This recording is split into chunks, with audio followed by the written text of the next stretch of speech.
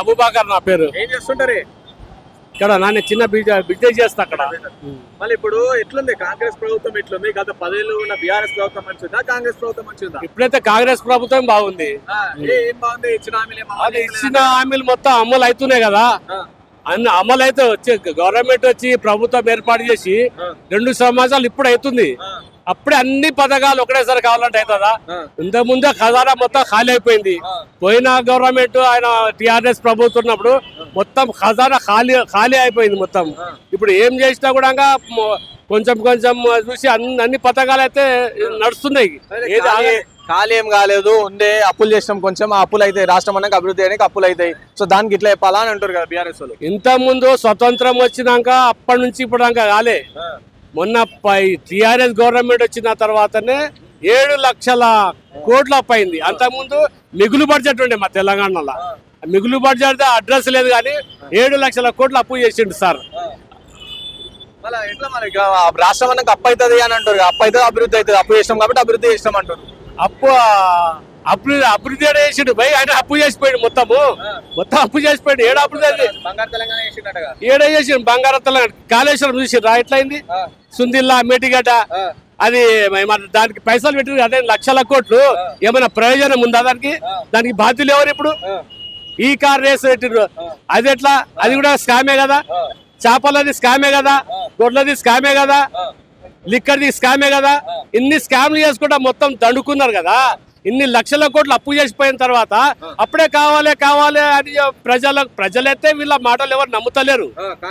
కాంగ్రెస్ పార్టీకి నమ్ముతున్నారు. కాంగ్రెస్ పార్టీ కూడా ఈ ఎలక్షన్ లో మాత్రం పట్టా కడతారు బరాబర్. ఎందుకంటే ఉన్న పరిస్థితులు కూడా సీఎం గారు కంప్లీట్ ప్రజల ముందర పెట్టిర్రు. రాష్ట్ర ముఖ్యమంత్రి అట్లా రాష్ట్రం దివాలా చేసిందని చెప్తే భయ్ పోయినసారి 7 లక్షల కోట్లు అప్పు చేసిండు కదా. అది చెప్పాలే కదా. చెప్పకుంటే మళ్ళీ మేము ప్రభుత్వమే కొంచెం అదే అవుతుంది కదా. ఉన్నది చెప్పాలి కదా. అంతే మళ్ళీ కరెక్ట్ అంటారా? కరెక్టే. మళ్ళా మొత్తం అప్పులైనా కానీ అట్లా చెప్తే బయట రాష్ట్ర పోలో ముంగడ మనం చిన్నగా అవుతాం. అట్లా ఎప్పుడు సీఎం అయినాక దాస పెట్టుకోవాలంటారు కదా బీఆర్ఎస్ వాళ్ళు. రకరకాలుగా మాట్లాడతారు భయ్. వీళ్ళు అప్పు చేసినప్పుడు ఇలా కుట్టాలి కదా తెలివి. అప్పు చేసినప్పుడు ఇలా తెలివి ఉండాలి కదా. మళ్ళీ ఇలా అప్పు చేసినప్పుడు ఇన్ని లక్షల కోట్లు అప్పు చేస్తున్నాం కదా.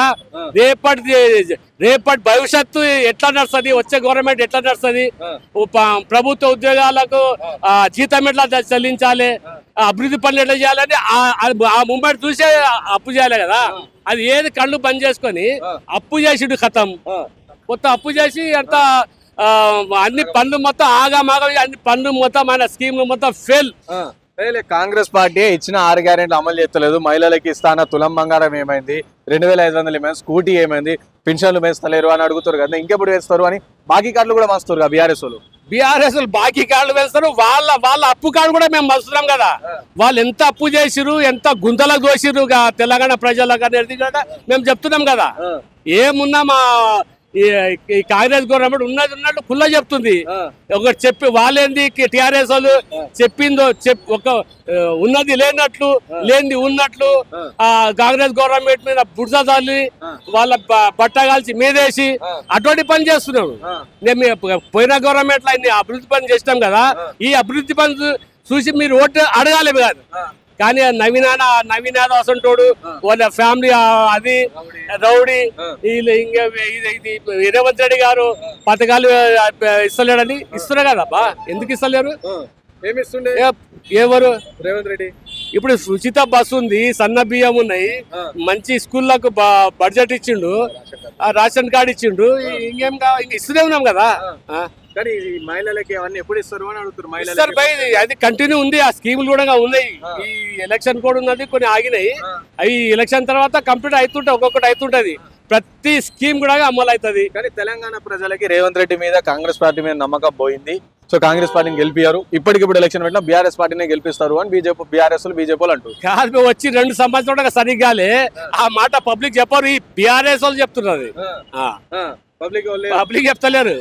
సపోర్ట్ 100% సపోర్ట్ ఉంది పబ్లిక్. మరి ఎందుకే కేటీఆర్ ఎందుకు మళ్ళీ నెక్స్ట్ 500 రోజుల్లో కేసీఆర్ సీఎం కాబోతుంది, బీఆర్ఎస్ అధికారంలో ఒక్క అంటుండు. ఈ ఎలక్షన్ మధ్యంతర ఎలక్షన్ కదా జూబ్లీస్, ఈ దానికి ఓట్లు వండికే ఈ రకంగా మాట్లాడుతున్నాడు ఆయన.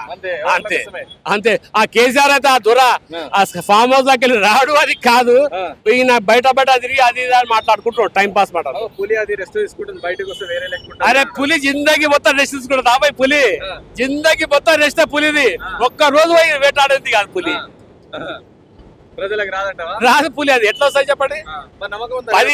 10 సంవత్సరం రాని పులి అసెంబ్లీకి ఎప్పుడు రాని పులి, ప్రజల సమస్యల మీద ఎప్పుడు డిస్కస్ చేయని పులి, ఫామ్ హౌస్ అనుకుని ఇంకెన్ని రోజులు ఉండదు పులి.